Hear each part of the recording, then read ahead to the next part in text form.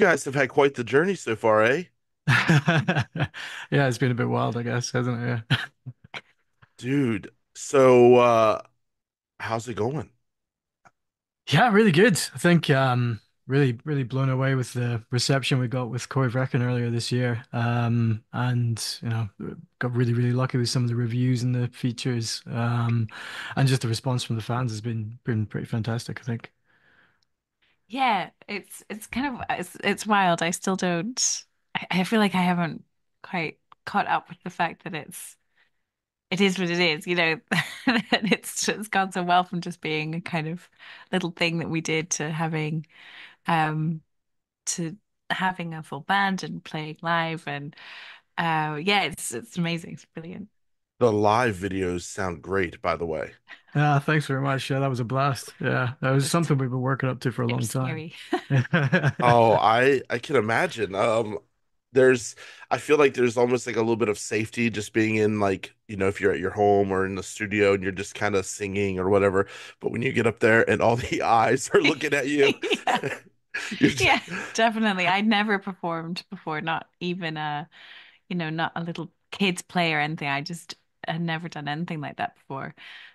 So it was amazing. And our guitarist gave me some advice. He's like, oh, it's really the lights be shining on you, you won't be able to see anybody, you won't be able to see any eyes, so don't worry. And then when we were up on stage, all I could see was all these eyes. And I was just looking at everyone like, I'm not supposed to see you. It's yeah. not bright enough. Yeah. What's that one trick? Imagine everybody's naked or something. Yeah, And Yeah, yeah. that's it. Yeah, holy yeah. hell. Dude, so I have to imagine with you guys being like a duo and all this. Now, how has this affected you guys? Like your relationship? Has it been good for you guys? Yeah, Oh, it's we're not together. I'm kidding. yeah, no, Don't make it's a band with your partner. yeah. What Got we it. have learned over three and a bit years. Yeah. So divorce is good.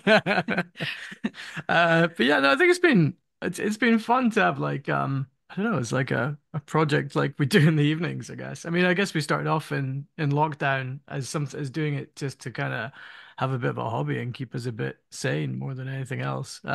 Without any ever having an expectation it would really go anywhere or have any traction.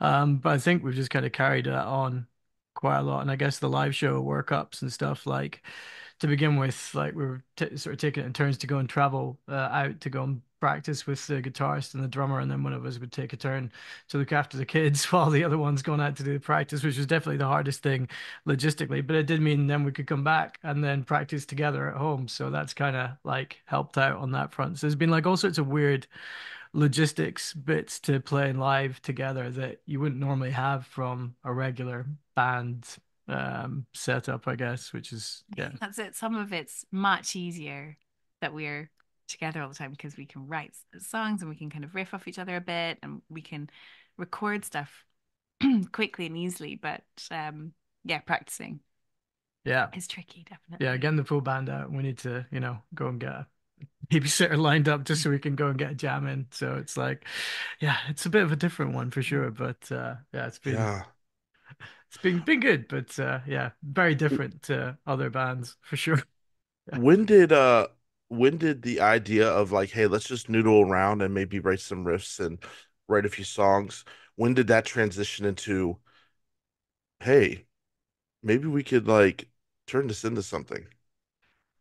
Yeah, I guess it kind of was really that lockdown piece. Like we threw out an EP just at the end of 2020, which was just a kind of it was a real mix of like ideas that we just kind of home recorded and home mixed and then got a bit of mastering on just to brighten up the volumes and things. But and we kind of just fired it out there. Like we didn't do any prep or pre-issues or anything like that and just kind of threw it out there as a bit of a well that was kind of fun and then we just got really honestly I think we just got really lucky like we got picked up by a couple of independent radio hosts that like just scoured new releases on Bandcamp and things and then would like get in touch with us to say they were going to spin the tracks and we were a bit shocked I think to begin with like we didn't expect anyone would actually really want to listen to this stuff, Yeah. let alone play it, Yeah. because it was just a really weird weird idea we'd kind of come up with, and we didn't think it would necessarily be to everyone's taste. And we got a bit more, and then a PR guy got in touch with us, because we put a Facebook profile together, and then he found us on that, and then asked if we wanted to go and try and get a few reviews for it, and we hummed and hawed about it, but he was very encouraging, and we did, and then that just gave us a lot more of a boost, I guess, to then go Mhm. and do Samhain, which was our first full album, from a release perspective, and then put a bit more effort and time and a bit of cash to get it professionally done in the studio, I guess, was yeah, kind of how that sort of kicked up. And it kind of just went from there, I guess. Yeah. Yeah, definitely. I think at first it felt you're probably different, but I felt really when people were actually listening to the songs, it felt a bit vulnerable. Like I don't know if I'm quite ready for people to actually hear it. And then when people were so nice and so good about it, it just kind of picked up, which was really cool. Yeah. Yeah. There even a lot of you guys tend to focus on like folklore and these stories, but there is some kind of level of connection to these stories that when you're writing these lyrics, it's like you're putting yourself in these lyrics. And so that vulnerability, these aren't just words to you guys, you know? And so people that read these, you're kind of hoping, okay, listen, like we're putting ourselves out there. I wonder if they're going to pick up what I'm really trying to say or what I'm really trying to convey. So I get that. I get that. I do music as well, and we're in the process of writing an album, and I am like, I writing lyrics and doing the singing. Like I'm like, are they gonna understand or are they gonna get what Yeah, Yeah. absolutely. I I understand. So You kind of simultaneously want nobody to hear it ever and just keep it really close, or want everybody to hear it. I don't. Yeah. That's yeah. It's a real. It's a funny one. Well, it helps. I think it helps in your guys' case because you guys got overwhelmed with such positive feedback. Like that's such a boost. Yeah, it massively was, and I don't think we were expecting it at all. And I think that is a real boost. But I mean, I think also it can be even then, like I feel like you're never quite safe because then if you've had some really good reception, then you're worried about the next one and seeing if that's going to be up to the same standard and if you can keep building on it. And you can't help sometimes but take on the feedback from, even though we have been again really lucky with the positive words, like any of the critique that's in there and any of the oh, but they should do this or they should do that, and especially when it's conflicting bits of feedback, like constructive but maybe Yeah. not the most positive, then it's hard sometimes, I guess, to get it out of your head and just carry on doing what you were doing for the previous releases and previous writings, and just kind of going with your ideas and kind of sticking to them. But yeah. It's definitely a struggle, and sometimes surprise songs people will really like them, and ones that we really didn't Thought we're okay. Yeah. necessarily Yeah. There's a didn't reason why like. you're last on the album. Yeah, Yeah. Yeah. exactly. Exactly. Yeah. Um, That's totally it. yeah, and Yeah. then you kind of try and pick apart why people liked it and why they related to it, or why it was why that one's really popular, and try and do something similar in the similar again. But I don't know. I don't know if that works. And then you just have to kind of double guess and go Yeah. back to Yeah. the beginning of, well, what do we want to do and what's, you Yeah. know. Yeah. Which song? Do you have an example? Yeah, We so do. so the Cauldron, which is like the second last track on Corey Vrecken, it's like 2 minutes 40 something seconds long. It's like really short, really fast, really straightforward. Like it was, I don't want to say it was a filler track, but it was thrown together. Like, it Yeah. was like because I think we just finished off writing the last track of Twilight of the Pyre, which is like 7 minutes excessive, orchestral. And we're like, Uh-huh. right, okay, we need to balance some of this piss taking off with Yeah. like something like a bit more to the point. Vanity. Yeah, exactly. Uh, So we're like, right, we're just gonna do a really straightforward blasting track, yeah. and then we'll just add that in just to counter it all off. And that's the one that got picked up on the Spotify algorithm. So that's given us like more streams over the past sort of like couple of months than like any of the other tracks have combined, including like Fell Rains, which is a close second, but like That's the one we did the music video for and did all the Yeah, release for. And that I was the one we were remember. like, yeah, that's our best one, right? And and Like, nope, nope, this nope, little. not that one. This little 2 minute 2 minute banger. But I think that's it, though, isn't it? Short. Yeah, yeah, That is a absolutely. lesson we need to learn. But then I guess, yeah, I mean, I think one of the challenges is though with the way the Spotify algorithms and things work is that it can push you down that path to make something that's like immediately in your face and like super accessible to people. But I think that if you just had that, if you just had an album full of that, and you started playing to what the algorithm is necessarily going to give you plaudits for, you would lose out a lot more of the depth of what you can do. Particularly, I think metal's really good from a fan perspective, from a consumer perspective. I mean, we both listen to metal as well a lot ourselves. Is that people will typically listen to like a full album in one sitting. So if you've just got back to back 2 3 minuters that just start immediately fast and don't really go anywhere, that might have been designed for like the algorithm. It's not necessarily going to be, a complete album at all. It's going to be here's something that was designed for Spotify or for the streaming age rather than something that is more of a considered, deeper piece that might have a lot more texture to it and a lot of differences in terms of the songs. Like we're saying, the reason we wrote Cauldron was off the back of doing a 7 minute, bit Yeah. OTT self-indulgent one, but it was, to balance rather than just push that. And I guess that's I think that's something a lot of metal musicians will struggle with these days is, having to pull between doing something that might be a bit more accessible versus something that's a bit more expressive. So you were talking about like with getting like feedback and everything, and that has me thinking about, do you feel like in this kind of any type of journey of creating art, do you feel like there needs to be safeguards for your mental health?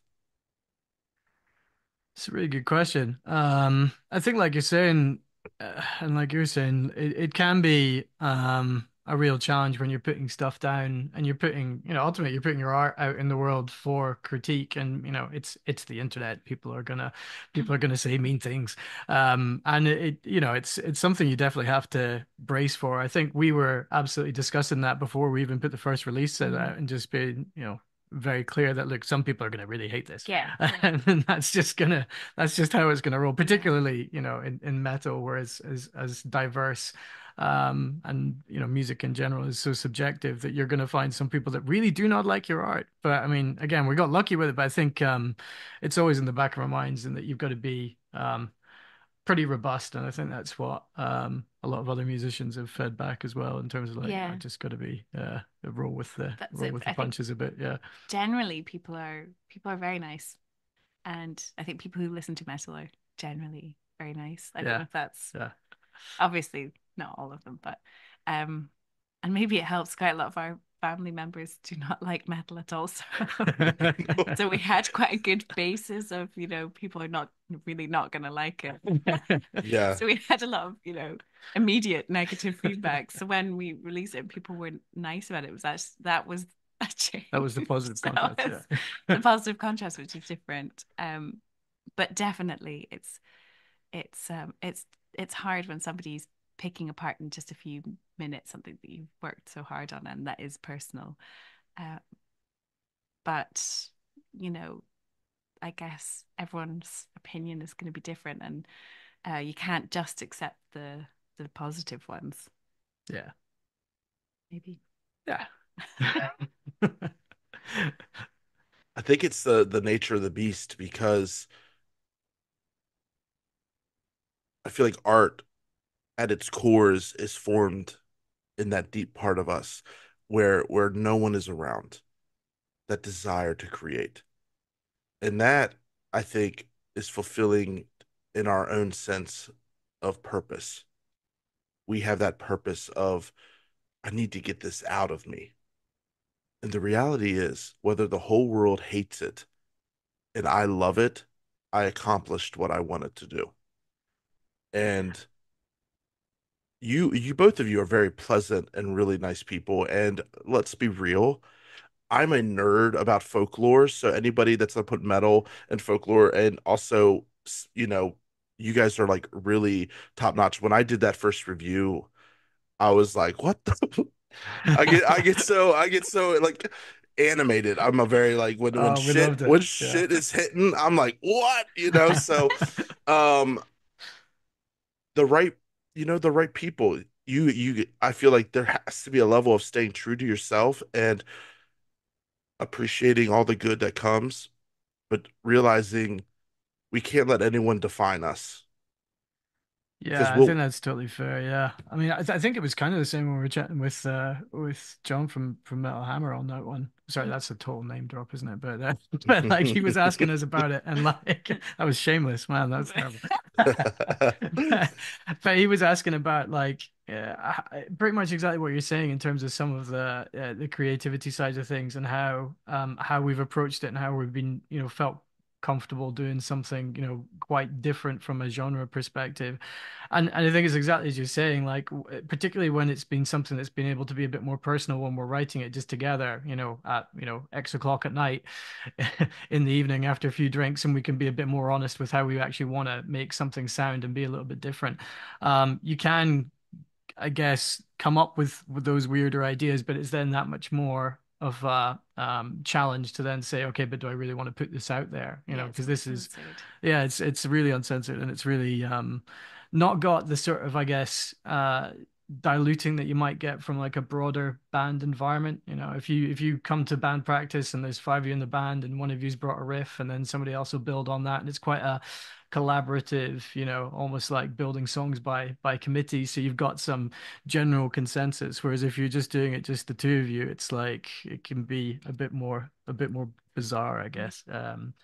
But all the more rewarding, I guess, when you do get out there, because like you say, it can be that much more of a personal project to get out there. And I think some of the coolest niches albums I've heard over the past few years have been from one man or one woman individual projects that are just doing something completely crazy. And then sometimes they'll just take them down.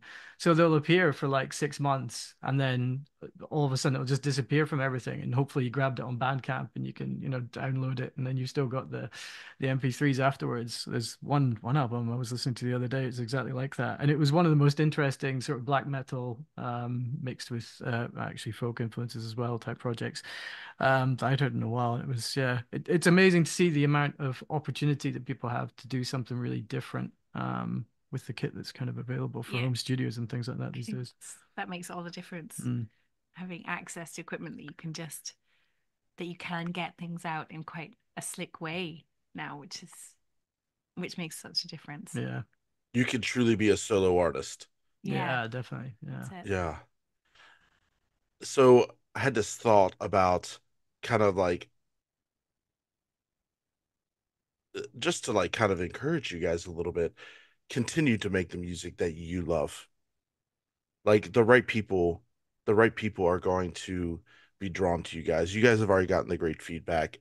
Listen, be vulnerable, be open, write whatever weird shit you want to write about. You know what I mean? Awesome. It's not weird. It's not weird. I never like I thought the album was great. I thought it was awesome. It sounded fresh. It didn't sound, you know.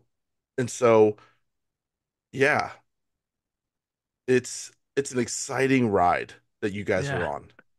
Thanks very much, man. Yeah. It's And I can imagine too from like being parents. Like I have two children as well, and I imagine a lot of like what I do. I think about down the road where I'm headed, and I go, dude, like I want to be that badass dad. You know, Yeah, definitely. like their approval is all I need. I totally agree. When you can see that they're excited that you're doing something different and that you're just doing something you're scared of and that you're doing, you know, something a bit weird or just doing something like you said before that you're just letting out your creativity and that's kind of might influence them to do the same, even if it's not, you know, the cool thing or it's not what everyone else is doing. I think Yeah. I love that. Yeah. They've really responded to Oh, you as well, particularly yeah. like being very honest about your own fears and reservations around playing live. Yeah. They were really interested about that and really like, oh, but you can totally do it. And it's, Yeah, they're the biggest champions, which is yeah, it was really nice. fantastic. Really, really good to see. Yeah. I think that's an amazing thing because you when we are true to ourselves and we are true to the desires that are like moving around inside of us, and we act on them regardless of our emotions, because like being scared, how are people going to react, whatever, but we still walk the path. We still walk the path. That I feel like that's like a stone in the pond, and the ripples, we don't know how far they go out and they affect everything. Like, what if you guys never did this? You just sat in your living room, Yeah. but Yeah. look at Yeah. how your kids have responded. Like every little thing matters. So it's like just fucking go. Like Just do Yeah. it. Yeah. Just do the just just thing. Yeah. just do it. You guys have a great connection. Like like such a great foundation to where almost like a hiding place for each other from Yeah. anything. It's awesome having something that's, I guess a project that's just ours. I think that's pretty fun, especially, like you say, from the parenting side of things, like so much of the lives, kind of our lives, and I'm sure yours as well, revolves around the kids, and all the competing priorities from, real world, and Yeah. to then be able to do something creative that's a separate project, like just for us is it's really nice, I think. Yeah. Yeah, it Yeah. is. And yeah, like you say, that is for us that isn't kind of related to kids. Yeah. Yeah, it's nice. Mhm. So real quick, KALLIACH is the lore behind her. She's a lady of the lake.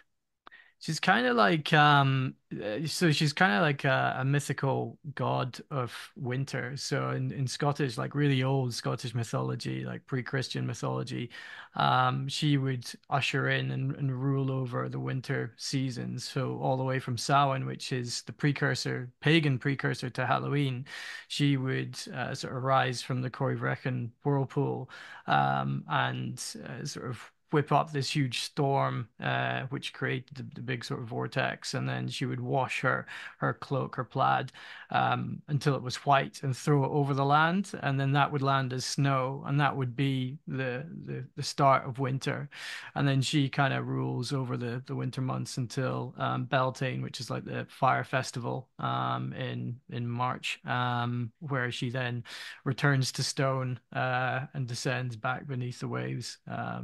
Other mythology has her going and living up on top of Ben Nevis, which is like the biggest mountain in Scotland. But either way, like it's all very epic. It's all very like Yeah, dude. scenery inspired. So yeah, it was and I think some of the fun that we had with the folklore was like we didn't really even know any of this until we started researching it. Like my mum's family's all from the west coast of Scotland, where the Corryvreckan whirlpool is. It's a real place, and we went up to see it a couple of years ago, last summer actually, wasn't it?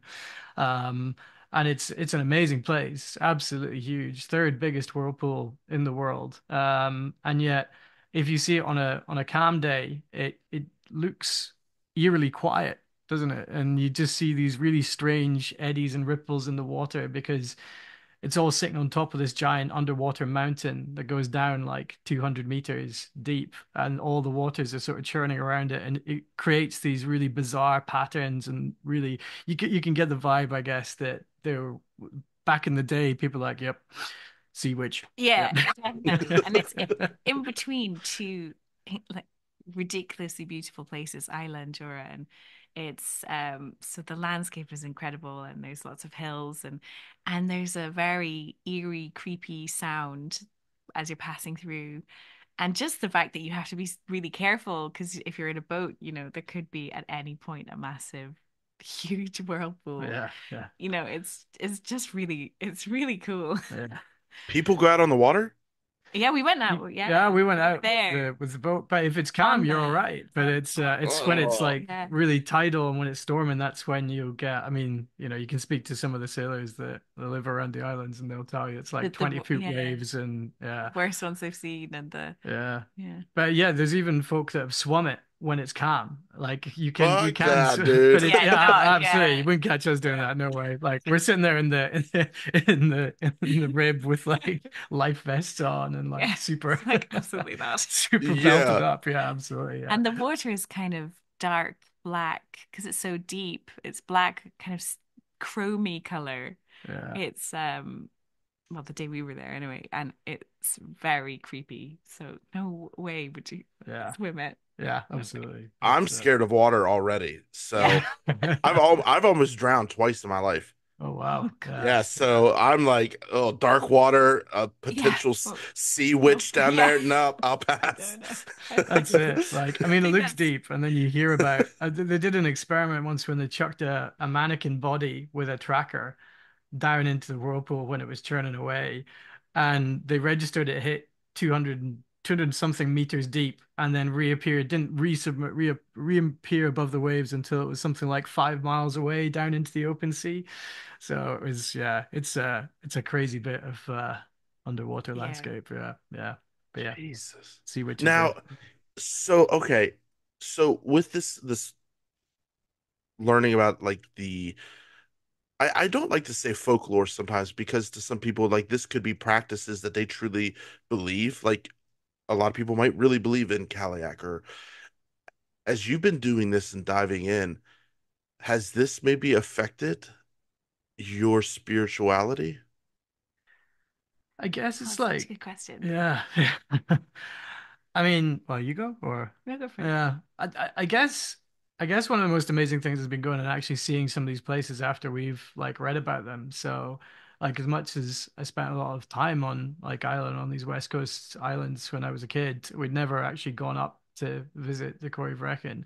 And when you actually go and see these places, you can absolutely see from and feel from the atmosphere exactly why these things led into, myth and into legend because they are so, profoundly epic. And in the absence of, I guess, all the technology that we have today, which would explain why the sea moves in the way that it does, because there's a giant mountain underneath, that would have been completely imperceptible to anyone else at the time, because all they're seeing is like when the tides start going and when it gets close to winter, that entire stretch of water becomes one gigantic churning whirlpool and nobody knows why. Like it's just you don't go there. And I guess that, fear of the unknown would be playing up really strong in people's minds, and that's where you get your superstitions and where you can get some of these myths. And I think seeing them definitely you can empathize a lot with like, how people would have been feeling and getting Definitely. those impressions, right? Yeah. And learning all about it, and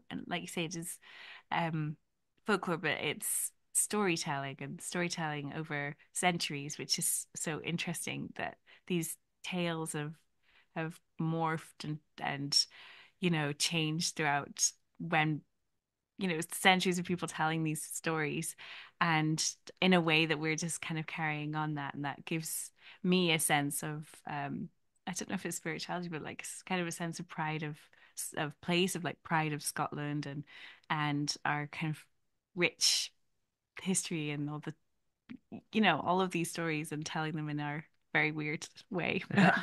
kind of Yeah. carrying on that. Wow. I'm trying to think because you guys have like the Corey Brecken. We have like the Mothman and Bigfoot. Like, what the fuck? Like, I would I would love a sea witch or something, you know what I mean? I'm sure maybe somewhere in like a different part of America there is, but I think like in our area, it's Mothman, skinwalkers are a big thing, Wendigo. Oh yeah, Like, Wendigos. Yeah, right. That's a yeah, pretty good one. That's That's a creepy great. as hell Yeah. one. Yeah, that's there excellent. are Super creepy. I've legit met people who we've like made jokes because I live in a mountain and we'll talk and they'll say I heard something weird the other night and I'm like it was a skinwalker and they were like Yeah. do not they'll be like don't say that Don't say like it three. Don't and say it three I'm like times. all right Yeah, got yeah, yeah, yeah. it oh my God yeah I was wondering because I think there's definitely a lore to magic within you guys to where like yeah this is like legend but could this be true like that'd be kind of cool if it was. Yeah, I think Um, that's like, Totally. yeah, Yeah. I think the most fun we have with some of the tracks is when we're picking out those things from mythology, like the beasts, and Yeah. like Ahushka was one of the first ones we did, and it's like this really malicious water horse that emerges from the lakes and appears to a rider or like a wanderer in their time of need, and looks like this, horse that's going to save them, and you can mount it and it'll ride you very quickly to wherever you need to go, but as soon as it sees any body of water like a loch or the sea, its flesh will then meld with yours as the rider, and it will drag you into the body of water and drown you, and then eat you, except your liver, which then floats up to the top. I was like, I don't remember getting told that as a kid. That's that's, No, I don't know, Oh that's my it's dark. Yeah, strange. yeah. Jesus. What Yeah. isn't there a story about like the Nucleavy? The Oh, Nucleavy? Knuckleby, yeah, Mm. yeah, yeah, yeah, absolutely. That's an Orcadian one. I think Hellripper beat us to that one actually. He already got the got the dibs on that one. Yeah, I mean, there's you enough mythology monsters to Yeah. kind of go around for sure, but yeah, that one I think like breathes some sort of like death poison. breath. Yeah, and it Yeah. just like destroys crops and people and Yeah. everything. And yeah, I mean, it's crazy because you do hear when you're a kid in Scotland of like some level of like Scottish mythology beasts, but they're mostly pretty benign, I guess. In this day and age, anyway, they're quite filtered. And it's only when you start digging, and that's what we spent a lot of time doing for like the first album, and again for Corey Vrecken, like digging into all these other weirder, creepier monsters. And they're so dark. Yeah. Like the legends are horrifically dark and grim. And we've got a pile lined up. There's always a kernel in them of something that could happen, or you can see where it's come about. And I think that's the bit that gets me, Yeah, you yeah. know. Oh, I love it. I could talk about like folklore for hours. I think in me, I've always been drawn to magic and I've always been it's very interesting because I grew up in a very Christian home, Right, right. but my whole life I've always been drawn to like witchcraft. And as a Christian, I was a Christian for about 20 years, really devout.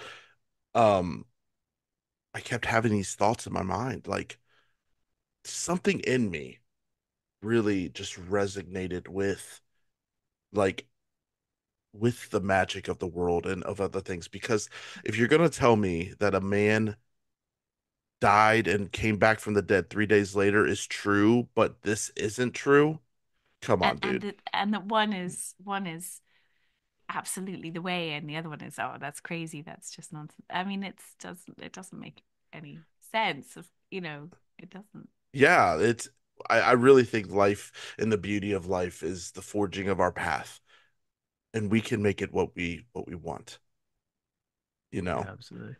We will end it here, but I want to ask, what's next? What's the next Yeah, it's a good question. So well, a few more live gigs coming up. That we're just sort of putting announcements up just locally in Scotland to begin with. A few new cities on the horizon, and a few more hopefully next year, a bit further afield. And we've also got a few bones together, even for album number three as well. So, yeah, plenty on the plate. But at the moment, yeah, all power ahead for live shows, I guess. Yeah, guys, keep it going. Keep keep it like I said earlier, you guys have each other. And like, man, that's powerful, in so many ways. And just feeding off each other and encouraging each other and it's you against the world and you'll win. I You hope so. truly, and whatever your idea of success is, you know what I mean? And so I just want to encourage you to like look, you've already seen the fruit of stepping out of your comfort zone and facing fear. You may still feel fear, but wow, look at the reward of like facing. It's been great. That's We been would have awesome. we Thanks very much, man. Really appreciate it, and really good luck with your own project as well. Hope it goes well.